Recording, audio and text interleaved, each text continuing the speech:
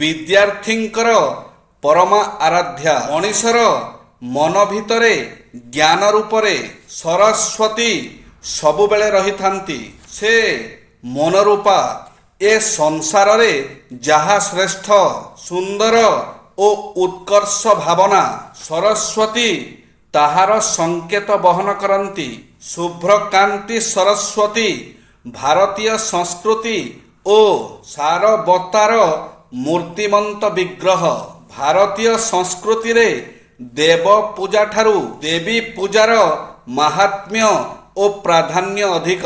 वेदरे कुहा जाइछि माता निर्माता भवति।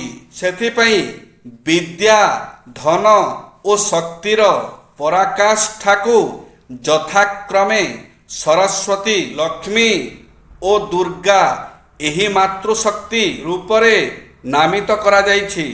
भारत मातृ प्रधान संस्कृतिर जन्मदात्री। भारतीय प्राणरे मातृ महिमार पूर्ण जाह्नवी प्लावित हुए। से आद्या शक्ति त्रिपुर सुंदरी ओ समग्र जगतरे परिव्याप्त। से सर्वजनंकर हृदय बास करती। सरस्वती दुर्गति नाशिनी देवी कात्यायनी 10 अवतार धारण करथिले। षष्ठ अवतार रे से सरस्वती, सप्तम रे शारदा अवतार रे शारदा नाम रे परिचित।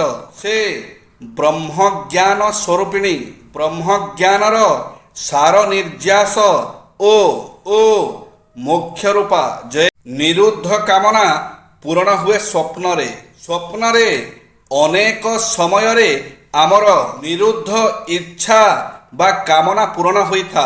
कौनसी पिला हुए तो रसगोला खाइबा को भल पाए, किंतु भोजी खाइबा को जाई लाजरे मागी खाइला नहीं। रातिरे स्वप्न देखिला प्रबल वर्षा हेउछि, ताहा रसगोला वृष्टि। बालकटी मन इच्छा रसगोला गोटाइबारे लागिछि। क्रमे बयस वृद्धि संगे संगे मनर ग्रंथि गुड़िक भी अधिक जटिल हो जाए। सेतेबेले पिलादिनर सरल स्वप्न बदल रे आमे रहस्यमय जटिल स्वप्न देखि थाउ। अतीत जीवनर केतेक निरुद्ध प्रवृत्ति केते अपरूप छद्मवेशरे स्वप्न रे आत्म प्रकाश करे। हुए तो मु आपणक उपरे खूब रागिछि। भद्रता खातिर रे रागटा को चापी देली। अनेक दिन परे स्वप्न रे देखिली एक बाघ आसी आपणको आक्रमण करुछि। मु नीरव निस्तब्ध होई देखुछि।